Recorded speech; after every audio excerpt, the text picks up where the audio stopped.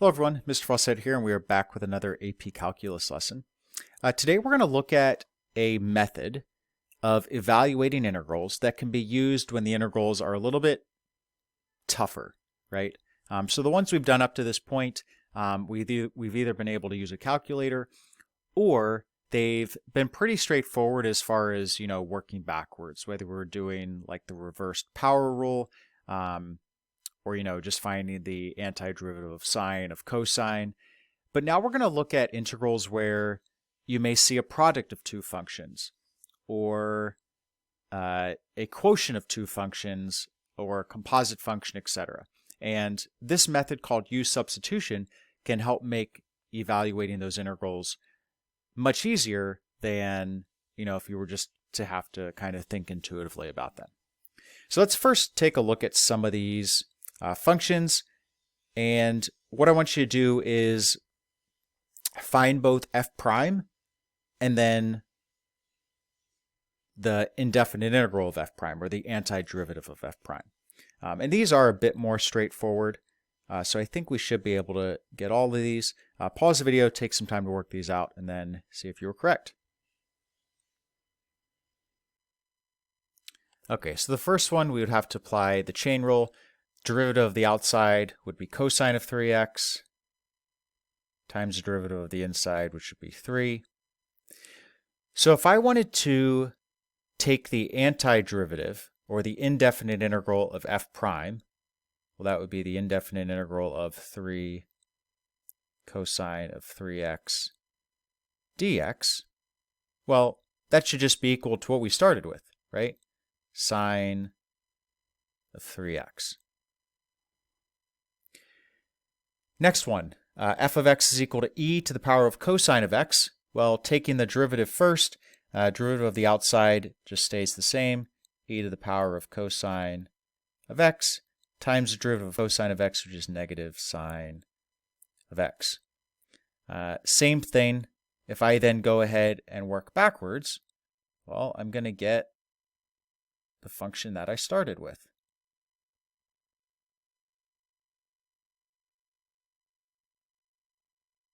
That's just going to be equal to e to the power of cosine of x. This next one, a little different. So taking the derivative of natural log of x squared plus 3x, that is going to give me 1 over x squared plus 3 times the derivative of the inside, which would be just 2x. So if I take the antiderivative of 2x over the quantity x squared plus 3 dx, here's the difference in this one.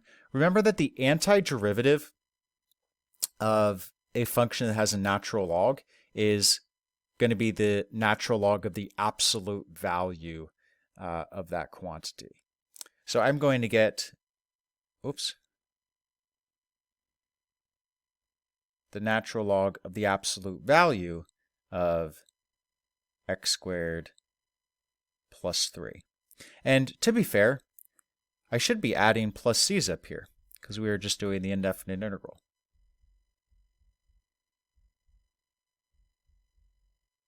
Don't want to forget that.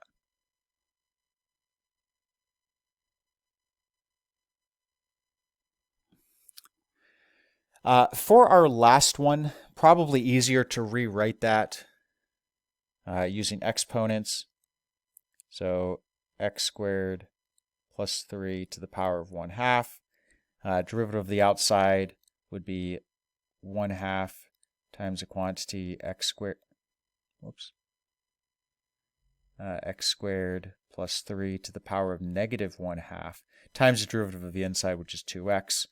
If I rewrite this, this ends up giving me just x all over the square root of x squared plus 3. If I was to take the indefinite integral, or the antiderivative,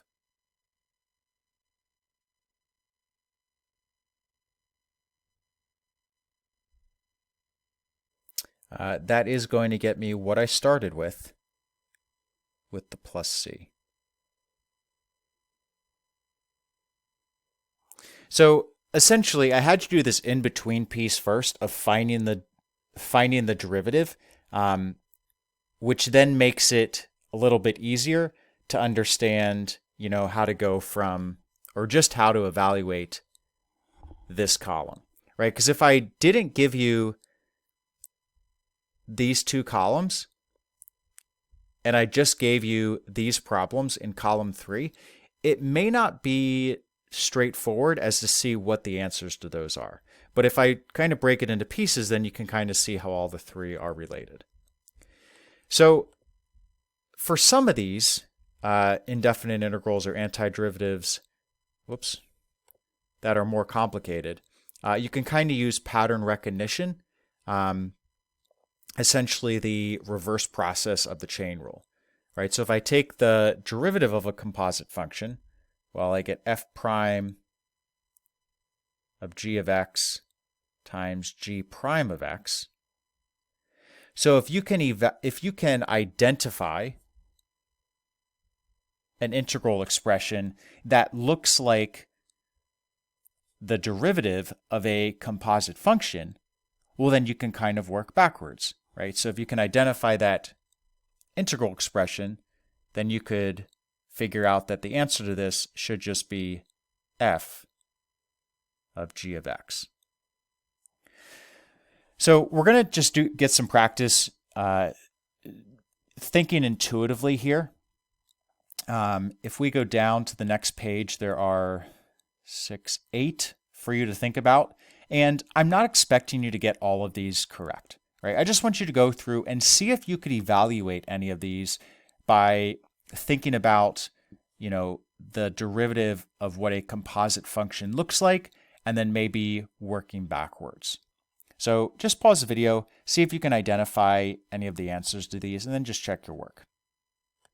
Okay, there's the answers to the first 6. Pause, check them, and I'm going to put the answers up to the last 2.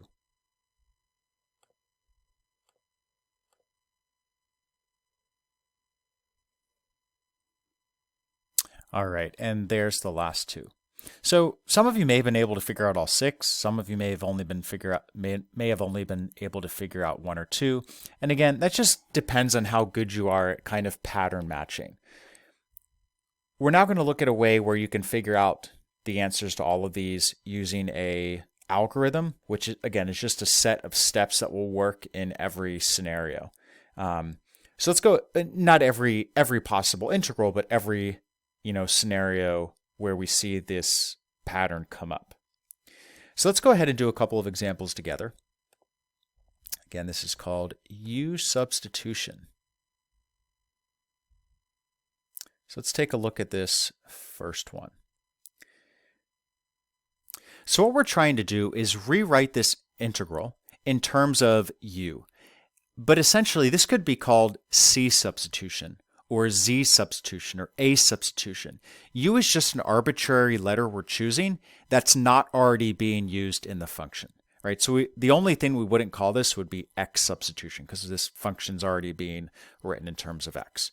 But U doesn't have any special, reason for why we're calling it U. It's just the letter we all decided on.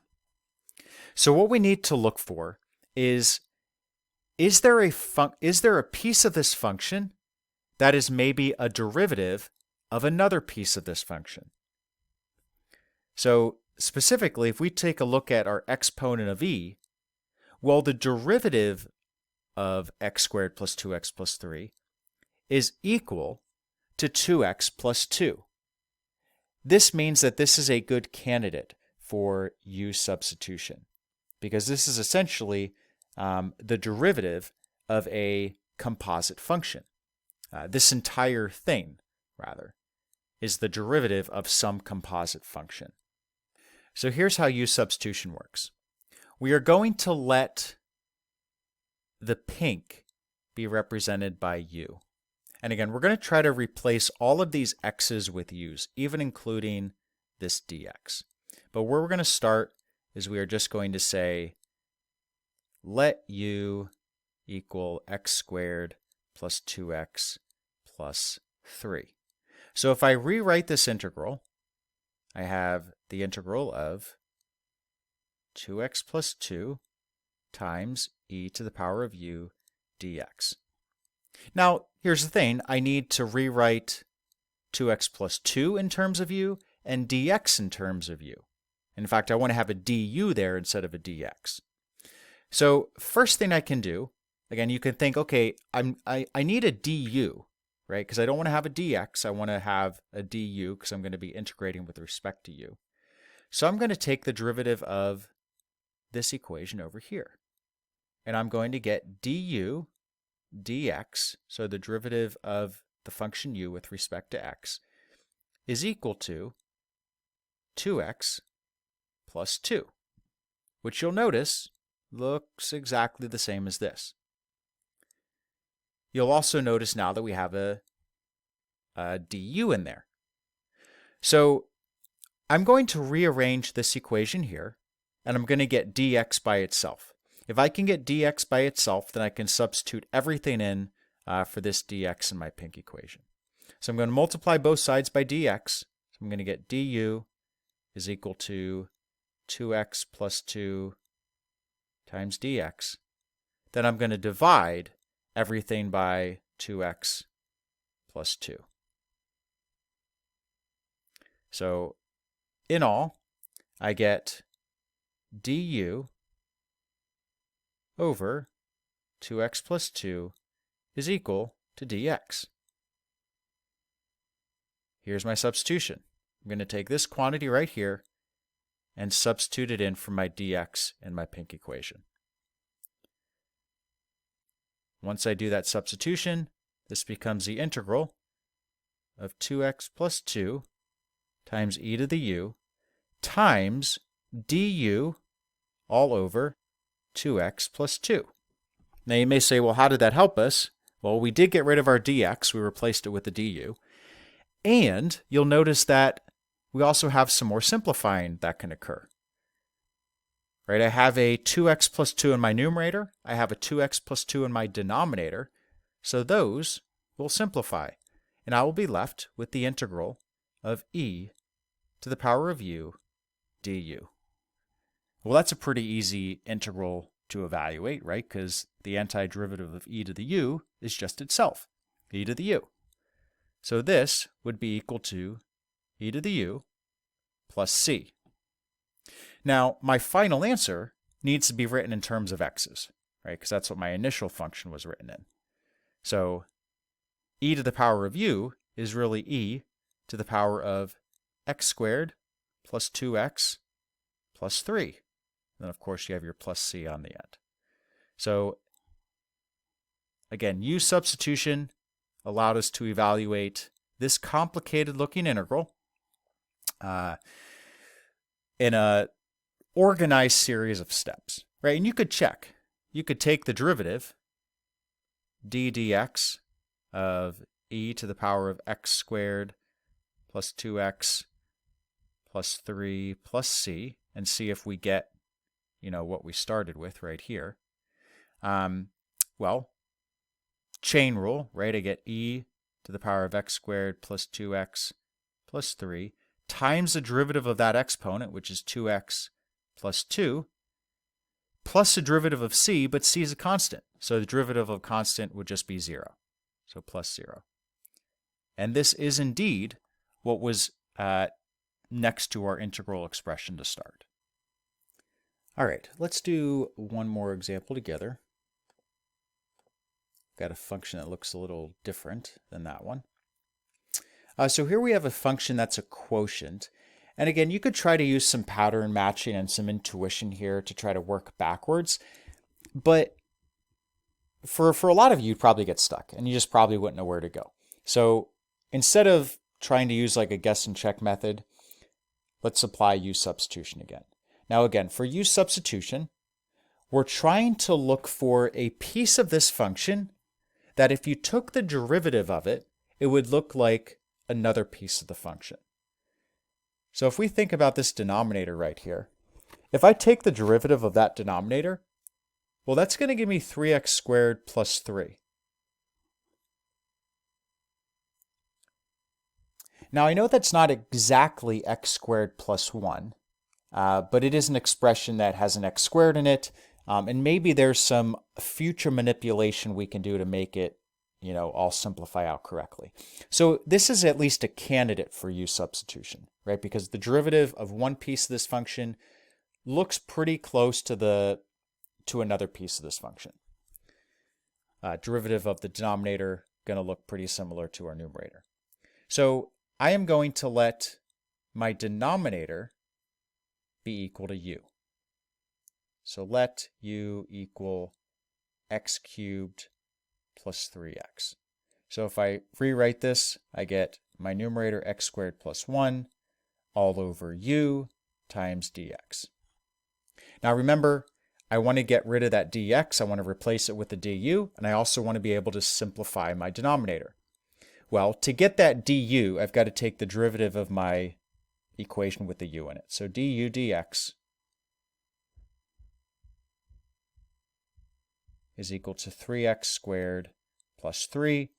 If I do that algebraic manipulation, that's going to give me du is equal to 3x squared plus 3 times dx.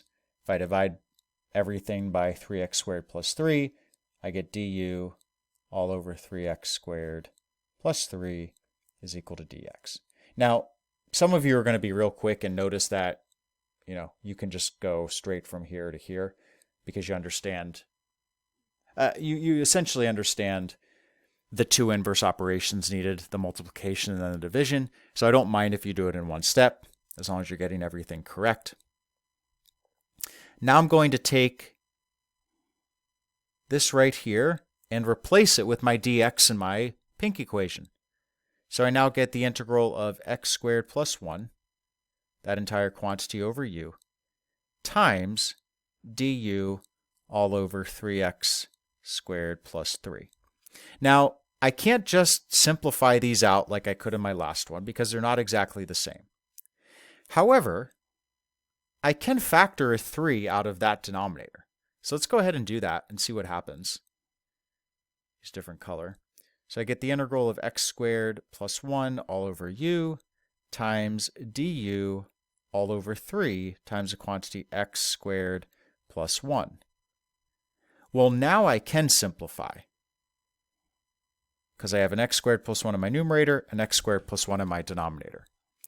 So I'm going to come up here, and I'm going to get the integral of 1 over 3u times du. Okay, I just move the 3 in my denominator on the other side of my u. And I could actually factor out the 1u from my integral expression. It may make it a little easier.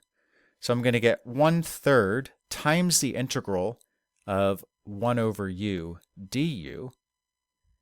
And I think we know what the integral or the antiderivative of 1 over u is. Right? It's going to be 1/3 times the natural log of the absolute value of u.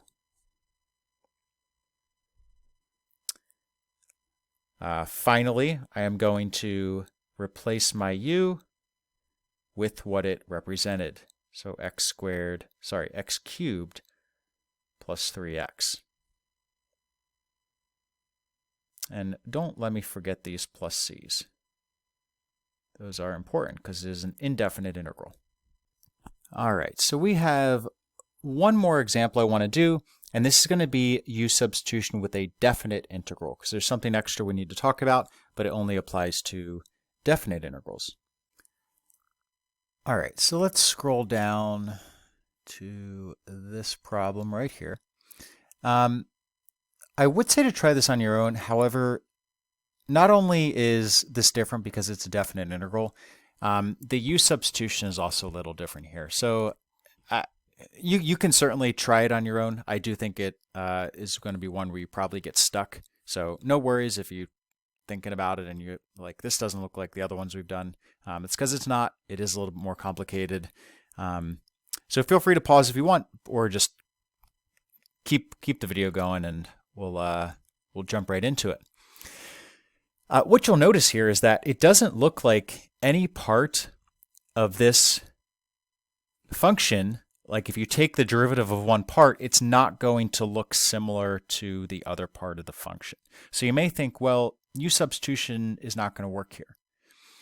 It actually does though. And let's see what happens when I just let 2x plus 1 equal u. So let u equal 2x plus 1. Let's start to rewrite here. So I get x times the square root of u times dx. Let's take the derivative of u here. So du dx is equal to 2. That means I get du over 2 is equal to dx. And then I can make that substitution for dx. So I'm going to get the integral from 0 to 4 of x times the square root of u times du over 2. Now, you're still thinking, I still have this x, and it doesn't look like I'm going to be able to simplify that out at all. Not right away, but what I can do is actually work again with this equation right here, solve for x, and then substitute in to my equation. So instead of u is equal to 2x plus 1, let's get the x by itself. So I'll have u minus 1 is equal to 2x, and then I get u minus 1 all over 2 is equal to x. And then I can take this quantity right here and substitute in for x. Let's change the colors up so I get 0 to 4 of u minus 1 all over 2 times the square root of u times du over 2. Now it doesn't look like it's very easy to take the antiderivative right away, but let's see if when I simplify, if it becomes any easier. So let me first multiply the denominators together. So I get u minus 1 all over 4 times the square root of u. That is going to be equal to, let me pull out the 4. So I'm going to have 1/4 times the integral from 0 to 4 of u minus 1 times the square root of u. And then let me distribute. So u times the square root of u is going to give me u to the power of 3/2. And you could break down, the exponents there, add them together, etc. Minus the square root of u. Don't let me forget my du. Now I could think about just using the reverse power rule here. And you'll actually probably want to rewrite the square root of u with exponents instead. So we'll have u to the power of 3/2 minus u to the power of 1/2 du. And then go ahead and use the reverse power rule. So that'll give me 1/4 times 2/5 u to the power of 5/2 minus 2/3 u to the power of 3/2. And we'll be evaluating this from 0 to 4, or at least we'll talk about how to do that. I guess one thing to note, I think in previous videos I've been putting this notation for what we're evaluating the integral at over on the left-hand side. Notation-wise, it should be on the right. I know you understand what it means if it's on the left, but if you see it probably anywhere else, like in a book or something, it's going to be on the right. So I'm just going to make sure that I put it on the right from now on, just so you aren't confused. Okay, so let's think about how we're going to evaluate this expression. Well, I could do what I did before and just replace all of my u's with 2x plus 1 and then evaluate. However, that's adding in extra steps, right? What I could do is see if I could just evaluate this with my u's. Now, the only thing I have to be careful of is that these limits of integration, 0 and 4, those were originally in terms of x, right? Because our initial function was in terms of x. So if I could figure out what those should be when our function is in terms of u, then I could just stick with the u's and evaluate. So when x is equal to 0, that's our bottom limit of integration. Well, I know that u is equal to 2x plus 1. So when x is equal to 0, well, u is equal to 1. So my bottom limit of integration, if I'm thinking about it in terms of u, it's going to be equal to 1. When x is equal to 4, u ends up being equal to 9. So my upper limit of integration over here is 9. My lower limit of integration is 1. Now, again, you just kind of have to weigh, is it easier to change the limits of integration and then evaluate in terms of your function, or with your function being in terms of u, or would you rather just substitute in the x expression, right, 2x plus 1 in for every u, and then use the old limits of integration?